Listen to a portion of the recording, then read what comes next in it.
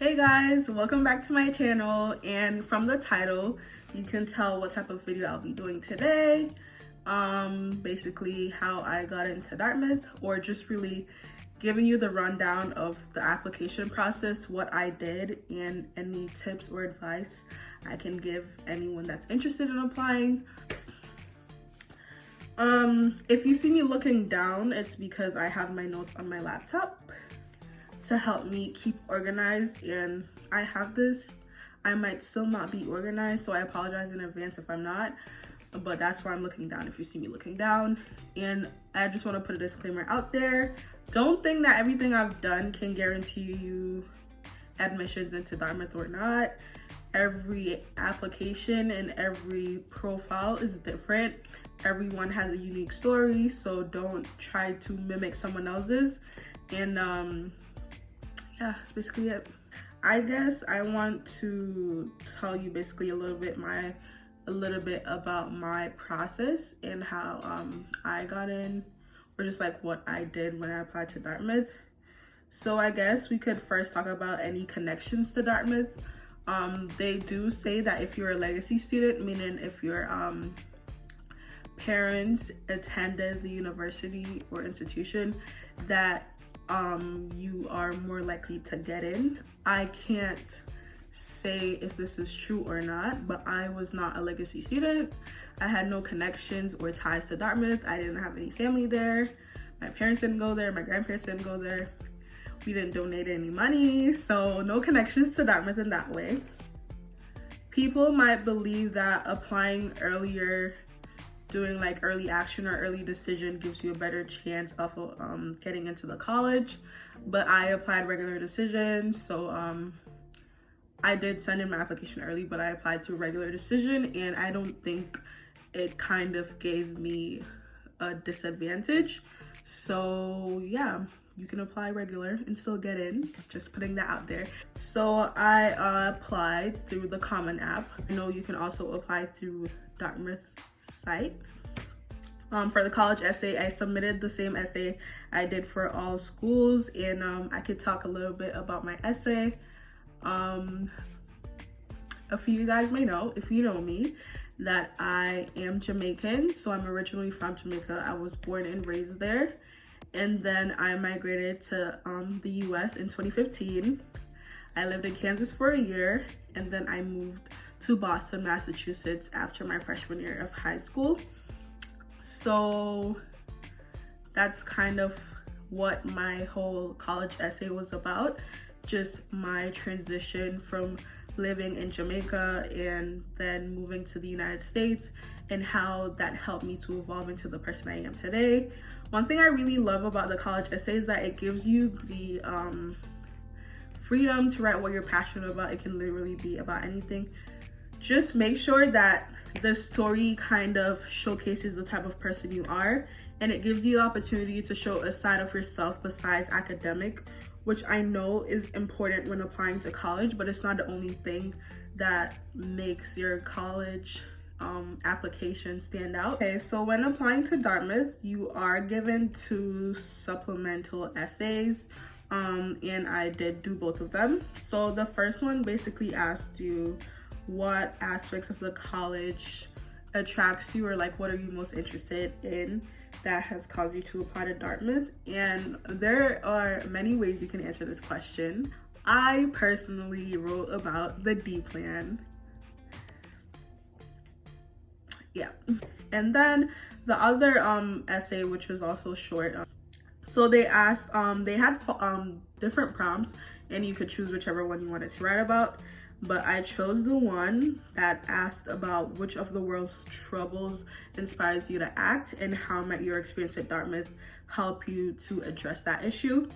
And I basically wrote about economic disparity or economic inequity in the world, and that's something I'm very passionate about. And I said that my experiences at Dartmouth will help me towards this passion, to basically prepare me for this like global business leadership mindset thing that I'm really thinking about. And yeah, I think the supplements are important because they really let Dartmouth know why you're interested in just any college in general. Now I'll go into my transcripts or grades or GPA, all the more academic side of my application process. So I guess for my transcript, I think it was pretty consistent throughout my whole high school career. I did switch high schools after the 9th grade because I did the 9th grade in Kansas, and then for sophomore year and up I did in Boston, but that didn't really like change my work ethic, or like you didn't see that through my grades. I do know though that when you're applying, if there's like a major shift in your transcripts, you can explain that to the school and let them know like what the situation was that caused that. But I guess in terms of grade, I would say consistency is key. You want to make sure you're on top of your game. Like, don't think, okay, I'm doing good, I can relax a little bit. No, you got to keep that same energy that you've had to get you to where you are so you can be where you want to be, you know? In terms of my GPA, I don't think it's important to basically say what my GPA was, because again, it differs from school, region, like the scales. It could be a 4.0 scale, a 5.0 scale, and I also don't want to give this idea that there's this like specific GPA to strive for or to aim to achieve. But I will say that I was valedictorian of my class, and I was the top 1%. And also in terms of like being valedictorian, there's no like guarantee that because you were top of your class, you're getting into Dartmouth. I know people who are there that are valedictorians and people who are there that are not. Obviously you want to be able to stand out, but don't think that being at the top of your class is the only way to do that. There's so many other ways you can do that. In terms of SAT scores, I took the SAT 3 times. I did not take the ACT, and every time I took the SAT, it got better. I wasn't really doing any SAT prep classes. My school did give us like a few classes before the final one that I took, and like basically everything else I kind of did on my own. Again, I'm not gonna put my score out there because I don't want you guys to think that there is one score to get you in, but I know people who have scores that are lower than mine and scores that are higher than mine, way higher than mine, that got into Dartmouth. If you have the opportunity to get SAT prep classes, take it.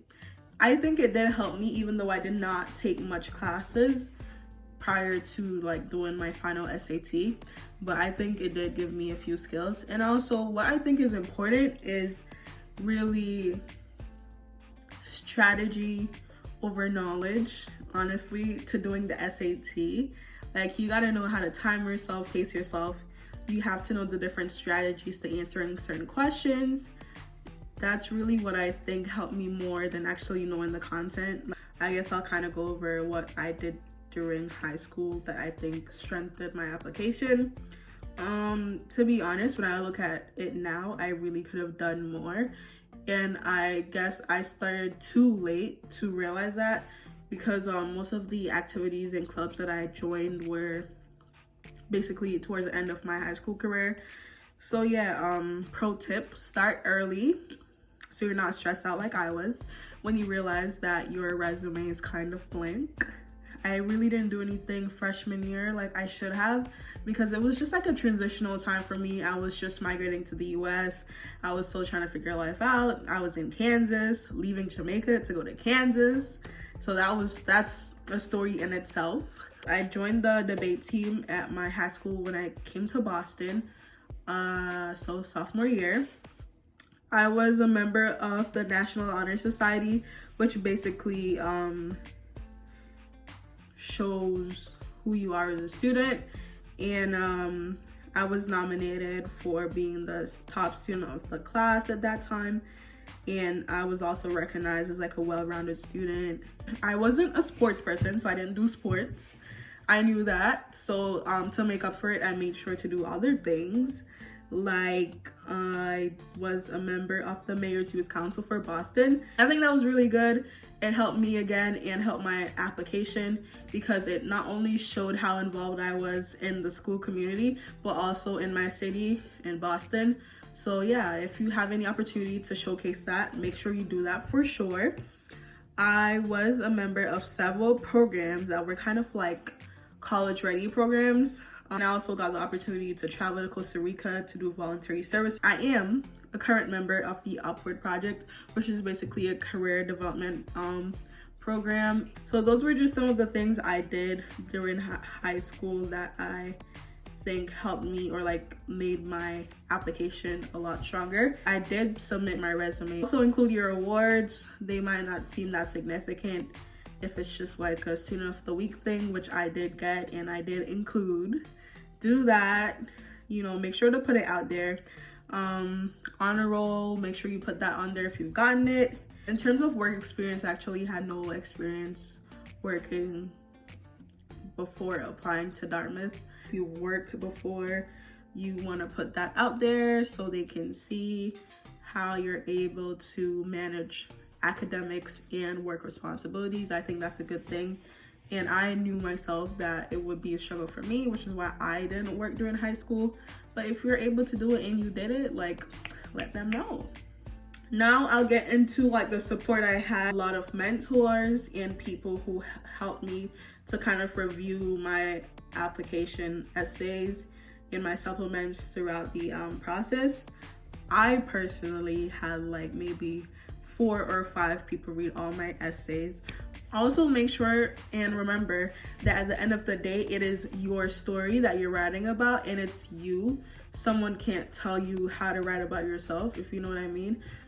Even if you're not like a part of programs that have mentors, if you know people who went through the process, like older brothers or sisters, your parents or family members, close friends, just anyone that you know went through the process, ask them for advice. I guess one really big support that I had was my guidance counselor and college advisors in high school. I know this might not be the same for everyone because a lot of different like reasons. I know especially if your school is very big, it might be hard for you to get a lot of one-on-one time with your counselors or advisors, but just really have to take the initiative. Make sure you set up those meetings, go to the office in your free time, stay back after school. You might have to sacrifice some of your free time. And then naturally your family and friends, you're gonna need support. No matter how prepared you may feel you are or like how independent you think you are, take the support if you have it. I know they also have like recommendations. I got 2 teacher recommendations. I think only 1 is required. And also my guidance counselor gave me a recommendation. And also I know you have the option to get a peer recommendation. So like this is someone who knows you personally on like a friendly level. I did not do that. I know you have the option to do that, but I didn't. It may or may not help you. If you feel like you might need it, go ahead and do it. I'm sure it wouldn't hurt you, obviously. Make sure you choose the right person. You don't want someone who doesn't really know you to be writing about you and representing you. But yeah, like if you feel like I left something out that might be important to help you with applying to Dartmouth, let me know in the comments below. Okay, hi, this is me from the future editing the video, and I realized I didn't mention anything about the interview process, which is basically where someone from your city or nearby that is a Dartmouth alum they just interview you. It is something I would strongly recommend you do. And again, just be honest, be true to yourself, and be positive. Again, just to go over the key points that I've said, be consistent no matter what you do. Stay involved, not only in school, but like in your community. Make sure you get those community service hours in, or find some way to be a part of decisions made in your community or your city. Get yourself the support group that you need. And if there are people who you feel like aren't gonna be healthy for you to be around during this process, I'm not gonna say anything else. You should know what to do. What else? Take the initiative. Like if you feel like there's something you need but it's not right there in your reach, go and find that. Like find whatever it may be. be comfortable with who you are as a person. Like, you don't want to give off this image of yourself in your process, in your application, that you are not. Like, honestly, be true to yourself, and you might be surprised to what aspect of yourself might be the thing that gets you into the college. So yeah, just be honest, put everything out there that will help you. And for anyone who's still applying or wishing to apply, I wish you all the best, and I hope this video helped you in some way. And yeah, thank you guys for watching. Remember to like, subscribe, comment, turn on post notifications so you know when I upload. Tell your friends, tell your family, share, all that good stuff. Let me know what other content you guys want to see. Currently on break right now, so I have a little bit of free time to be making more videos. And yeah, thank you for watching.